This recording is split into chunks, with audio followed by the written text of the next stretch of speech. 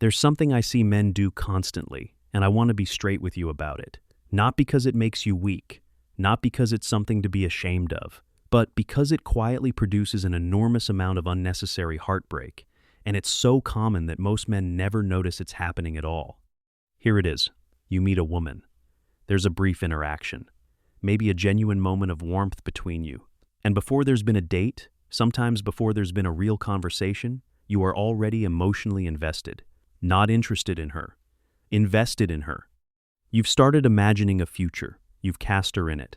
And she has no idea any of this is occurring, because as far as she's concerned, you exchanged a few pleasant sentences at a coffee shop. If you've done this, you're in the overwhelming majority. But it's worth understanding exactly what's happening underneath, because once you see the mechanism, you can't unsee it, and that alone will save you a great deal of pain. Let me paint the scenario, because you'll recognize it. You're somewhere ordinary, a coffee shop, the gym you go to, a friend's gathering. You catch a woman's eye, there's a smile, a short conversation follows, maybe 5 minutes. She's warm, she's engaged, she's attractive. The whole thing is entirely pleasant, and then it ends. But on the way home, your mind is already working. There was something different about her that felt genuinely easy. I should have asked for her number. I wonder what she's like in a relationship. By the following day, you've mentally taken her to dinner. You've considered what kind of partner she'd be. You've begun fitting her into your life. Now here's what you actually know about this woman. You don't know how she handles conflict. You don't know what she's like under stress. You don't know her values, her standards, how she treats people when she's tired, whether she's kind when it costs her something, whether she's capable of the thing you're imagining at all. You know almost nothing. And yet your mind has already constructed something detailed. That isn't love. It isn't even attraction, exactly. That's projection. So why does it happen? Because this isn't a character flaw, and it isn't unique to you. Your brain has a strong dislike for uncertainty. Incomplete information is uncomfortable to it, and it resolves that discomfort by filling in the gaps automatically, below conscious awareness, using whatever material it has available. And the material it uses is your own history, your previous relationships, your templates for what connection looks like, the version of love you grew up around, the things you want. Psychologists describe this kind of thing as pattern completion. Your mind takes a fragment and generates a whole from it, because a whole is easier to hold than a fragment, which means something important. Your mind isn't actually perceiving this woman. It's casting her, placing her into a role that was written long before she appeared, out of material she had no part in providing. And when that story feels good, it becomes a source of comfort. Genuinely, it's stabilizing to have something to look forward to, something that suggests things might be about to change. Men in a difficult stretch will hold on to that feeling because it's the best thing in their week. But it's built on nearly no information. And imagination is not information, however vivid it becomes. There's a detail worth noticing here that makes this considerably more powerful than it first appears. The woman you've constructed is perfect, not because you're deluded, but because you built her from your own preferences, and you had no reason to include anything you'd dislike. Every real person has qualities that would irritate you, habits you'd find grating, positions you'd disagree with, ways of handling stress that would grind against your own. That's not a criticism of anyone, it's simply what being a person involves. Your projection has none of that. She's warm without being demanding, interesting without being difficult. She wants exactly what you want. She'd handle conflict exactly how you'd hope. Which means you're not comparing real women to each other. You're comparing every real woman to a version you assembled specifically to have no flaws. And that's a competition none of them can possibly win. This is why men in the grip of a projection often find actual dates disappointing. Not because the women were disappointing, but because they were being measured against something built without friction. The real one had opinions. She was tired that evening. She wasn't what he'd written. Nothing was wrong with her. She simply had the disadvantage of existing. Now, there's a specific condition that amplifies all of this enormously, and you should know whether you're in it. If you've had a long stretch of nothing, months of disappointing dates, a period of loneliness, and the aftermath of something that ended badly, then a single warm interaction lands completely differently. Your system registers it as rare, and when something is registered as rare, it's automatically assigned higher value. That's a useful mechanism in most contexts, and a disastrous one here, because rarity is not compatibility. The fact that a genuine, warm interaction has become uncommon in your life says a great deal about your life and almost nothing about her. She might be wonderful. She might be entirely wrong for you. You have no basis for either conclusion. What you actually experienced was your own scarcity, and you attributed it to her. There's a second amplifier, and it applies particularly to men coming out of an emotionally inconsistent relationship. If your previous relationship involved unpredictability, warmth followed by withdrawal, closeness followed by distance, then you were trained, over years, to become extremely sensitive to moments of genuine warmth. You learned to detect them, value them, and register them as significant because they were rationed. So, when a woman holds your eye contact, or laughs easily at something you said, or engages with real interest, your system doesn't merely notice it, it responds powerfully. And that response feels like meaning. It feels like recognition, like something important just happened. It isn't necessarily about her. It's that ordinary warmth is hitting a nervous system that was trained to treat warmth as scarce and precious, which is worth knowing because it means your reaction is real and your interpretation of it is unreliable. And there's a cruel irony worth naming here. The very sensitivity that makes you responsive to warmth also makes you a poor judge of it. A man who received consistent, ordinary affection throughout his life registers a pleasant 5-minute conversation as a pleasant 5-minute conversation. It doesn't spike anything because warmth isn't remarkable to him. He's calibrated. A man who spent years in something inconsistent has a completely different baseline. The same conversation registers as significant because his system learned to treat warmth as an event. So, the men most starved of genuine affection are the ones least able to assess it accurately when it arrives. The deprivation that makes you want it also breaks the instrument you'd use to evaluate it. That's worth holding on to, because it explains something men find confusing about themselves, why they can feel so certain about someone they barely know. The certainty isn't evidence of anything. It's the size of your response, and the size of your response reflects your history rather than her qualities. Strong feeling is not strong information. That's a sentence worth carrying around. Now, here's a section for the men who've built something in their working lives, because there's a specific trap waiting for you. The qualities that made you effective professionally are actively working against you here. Decisiveness, vision, the ability to identify potential early and move on it before anyone else does, forward planning, commitment to a direction once you've chosen it. Every one of those is a genuine strength in a career, and every one of them is a liability applied to a 5-minute interaction. Because what you're doing is exactly what you're trained to do. You spotted potential, you assess the opportunity, and you move toward it decisively. Except there's no opportunity to assess. There's a person you don't know, and the potential you identified was manufactured by your own mind. So you're not pursuing her, you're pursuing a projection with all the competence and conviction that made you successful elsewhere. Which is why capable men often get this more badly wrong than aimless ones. They commit harder, faster, and with more confidence to something that doesn't exist yet.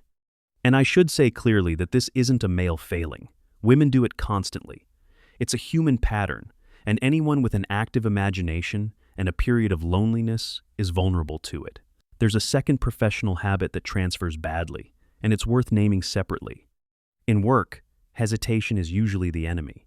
The opportunity closes, someone else moves first, and the man who deliberated loses. So, you've trained yourself out of waiting. You decide with incomplete information because complete information never arrives in time. That instinct is correct in a market. It's disastrous with a person, because a person isn't an opportunity that closes. If she's genuinely a good match, she'll still be a good match in 6 weeks. And 6 weeks of actual observation will tell you 1,000 times more than the confident read you formed in 5 minutes. The pressure you feel to decide quickly is imported from a completely different domain.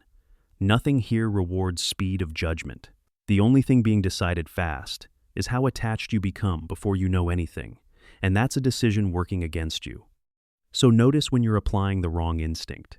Deciding fast about a business opportunity is competence. Deciding fast about a human being is just guessing with conviction. Now let me name the thing underneath all of this, because it's the most useful distinction in the entire video. When that interaction went well, when she held your gaze and laughed and seemed genuinely engaged, what you experienced was feeling chosen. Not by her, particularly. Just the sensation of being received well by someone attractive, of being interesting to another person, of registering. That feeling is real and it's good, and most men are far more starved of it than they'd admit. But here's what happens.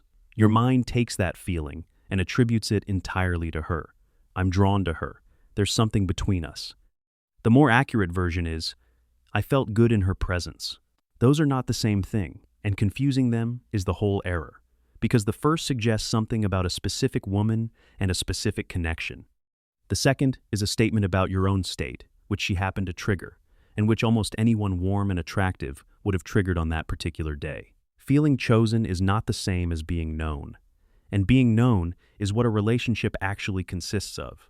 Sit with that distinction, because it explains a great deal about why these things collapse. Being chosen is an event.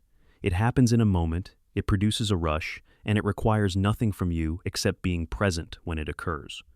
Being known is an accumulation. It takes months. It involves someone seeing how you behave when you're tired, wrong, disappointed, or inconvenienced, and continuing anyway. Those two experiences feel entirely different, and only one of them can sustain anything. But the first is available immediately, and the second isn't, which is why men keep reaching for the rush and calling it a connection. And here's the uncomfortable part. A man who is starved of feeling chosen will chase that sensation repeatedly, from woman to woman, never staying long enough for anything to become the second kind. Each new interaction delivers the hit. None of them become a relationship, because the thing he's actually pursuing is the moment of being received well, and that moment is at the start. If that pattern sounds familiar, the problem was never that you kept meeting the wrong women. It's that you were collecting a feeling rather than building a connection, and the feeling is always strongest before you know anything. So here's the tell. Run this honestly. You haven't seen her again. You may not even have her number, and you're replaying the interaction. You're wondering what she's doing. You've imagined how a next encounter might go. You've filled in her personality using your own preferences, and the version in your head has never once disappointed you because you wrote her. That's fantasy attachment, and it can take hold in 10 minutes. And when it takes hold properly, something worse happens. She stops being a person entirely and becomes symbolic.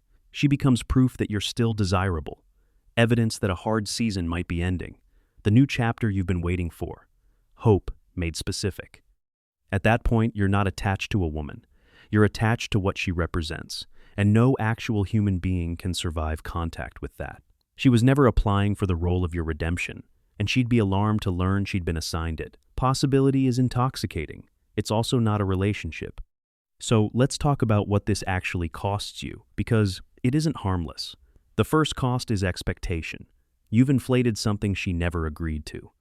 Whatever happens next, she's now being measured against a version of herself that you invented, and she will inevitably fall short of it not because she's lacking, but because nobody matches a projection. The second is misreading. Once you're invested, your interpretation of every subsequent signal becomes unreliable. A slow reply means something. A warm message means something more. You've stopped observing and started confirming, and a man in that state cannot read a situation accurately. The third is behavioral. Overinvestment leaks.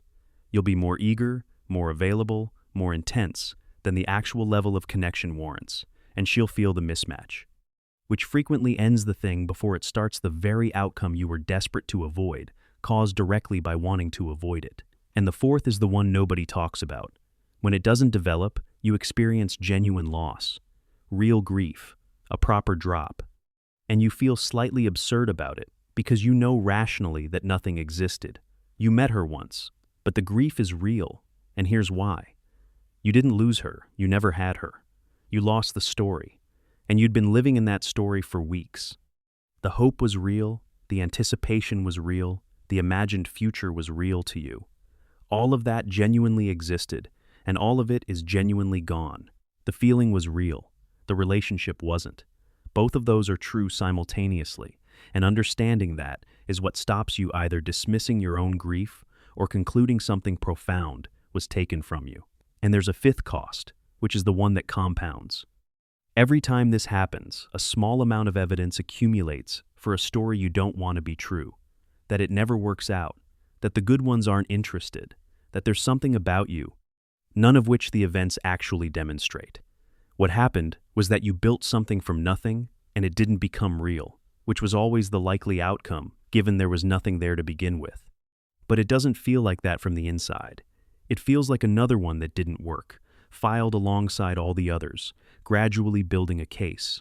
So a man can accumulate what feels like years of romantic disappointment without ever having had a genuine attempt fail. The failures were all internal stories that ended, rather than relationships that did. That's worth separating out carefully, because the conclusion he draws is entirely wrong and it shapes everything afterwards. He becomes more hesitant, more convinced it won't work, more prone to reaching hard when anything warm appears, which produces more projection, more disappointment, and more evidence. Breaking that loop starts with recognizing that most of what you're counting as failure was never actually attempted. Now, I want to be very clear about what I'm not saying. I'm not telling you to become guarded. I'm not telling you to shut down, play it cool, manage your feelings, or treat dating as a transaction where you carefully withhold investment until certain conditions are met. That's a different dysfunction, and it produces men who can't connect at all. Excitement is healthy. Curiosity is exactly where you should be. Feeling something after a good interaction is not a malfunction. It's the correct response to something pleasant happening. The problem was never the emotion. It's the pacing. There's a real difference between these two positions. That was interesting. I'd like to know more. That was a good interaction. I'd like to see what's there. And this could be the one. The first keeps you in reality. The second pulls you ahead of it, into a place where you're relating to a construct rather than a person. Both feel like enthusiasm. Only one of them is survivable. So here's a practical tool, and it's deliberately simple. Call it a 24-hour hold. After any interaction that generates real excitement, give yourself a day before you allow your mind to build anything. Not suppressing the feeling, let the excitement exist, fully, without attaching a narrative to it. Just notice, I feel good, and I don't yet know anything. And in that window, ask yourself one question. Do I actually know her, or do I only know how she made me feel? If you want a harder version of the same test, try writing down what you actually know about her. Facts, not impressions. Things she said, rather than qualities you've assigned. Most men find the list is 3 or 4 items long, and that 2 of them are guesses. She seemed warm. She's probably kind. She struck me as intelligent. Those aren't knowledge. They're readings taken from a 5-minute sample, and you'd never accept that standard of evidence in any other part of your life. The exercise isn't meant to be discouraging. It's meant to be clarifying, because the gap between what you know and what you feel is precisely the space the projection is occupying. Seeing it written down collapses a surprising amount of it. And notice how the feeling holds up under that light. Genuine interest survives it easily. You still want to find out more. You're still glad you met her. A projection tends to deflate because it was never load-bearing. That's a useful distinction to have available. One of them can withstand honest examination. The other can't. That question isn't designed to kill your excitement. It's designed to keep you in the present, where an actual connection could form, rather than in a future you've fabricated. Because here's the underlying truth this all rests on. Attraction is immediate. Compatibility is revealed slowly. Attraction can happen in 4 seconds and tells you almost nothing. Compatibility shows itself over months, in how someone behaves when they're stressed, when they're wrong, when it's inconvenient to be decent. You cannot know something that hasn't had time to reveal itself, and every hour you spend imagining is an hour spent avoiding the only thing that would actually tell you anything, which is time. So what does the healthy version look like in practice?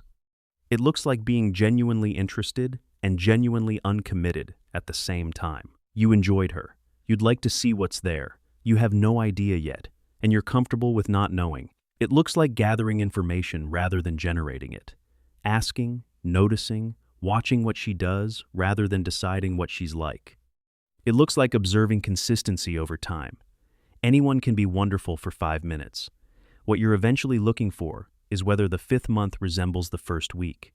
And it looks like withholding significance until something has earned it. Not withholding warmth, withholding meaning. You can be entirely warm towards someone while declining to decide what they represent. That distinction is the whole practice, so let me be concrete about it. Withholding warmth looks like being deliberately slower to reply, showing less interest than you feel, playing it cool, keeping a careful distance so you can't be hurt. That's guardedness. It's felt immediately, and it kills things that might have grown. Withholding meaning looks like replying when you want to, being openly interested, enjoying her company fully while not yet deciding whether she's kind, whether she'd be a good partner, whether this is going anywhere, or what she represents in your life. You can be completely open and completely undecided at the same time. Most men don't realize those can coexist, so they choose one, either full investment or protective distance, when the useful position is neither. Warm and undecided. That's it. That's the entire skill. And it has a considerable side benefit. A man who is genuinely undecided is far more attractive than one who has already concluded, because his interest hasn't yet become a demand. There's nothing riding on her behavior, so there's no pressure in the room, and she can relax into finding out whether she likes him. The pacing that protects you also happens to be the thing that makes you easier to be around. That's not emotional distance. That's not playing it cool. That's what emotional maturity actually looks like, and it's the state a man has to be in for anything real to develop. Now let me say the harder version, because you might need it. If you're doing this repeatedly, if there's a pattern of brief interactions generating weeks of preoccupation, that's worth looking at directly, because it's usually pointing at something. A mind that reaches that hard for a story is usually a mind that isn't sufficiently occupied.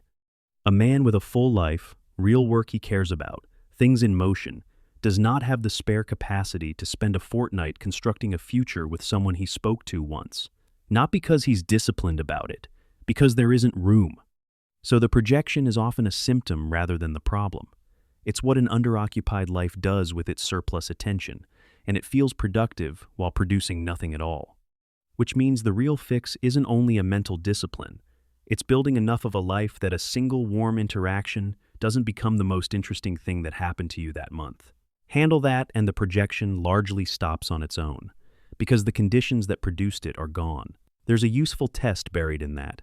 Ask yourself how much of your week that 5-minute interaction has occupied. If the honest answer is a significant amount replaying it, wondering, planning, then the finding isn't really about her. It's that you had that much attention available in the first place.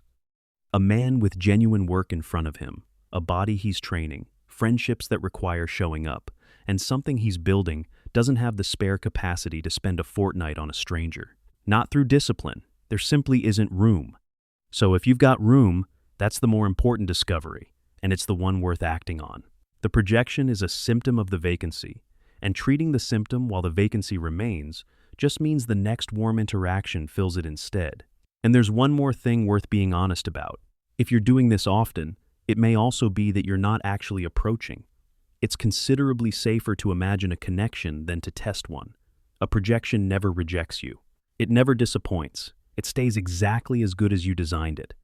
So some men use the fantasy as a substitute for the attempt spending weeks on a woman they'll never speak to again, which produces all the emotional engagement of pursuit with none of the risk. If that's landing, the answer isn't to imagine less, it's to act sooner. Get the actual information. Ask for the number. Suggest something.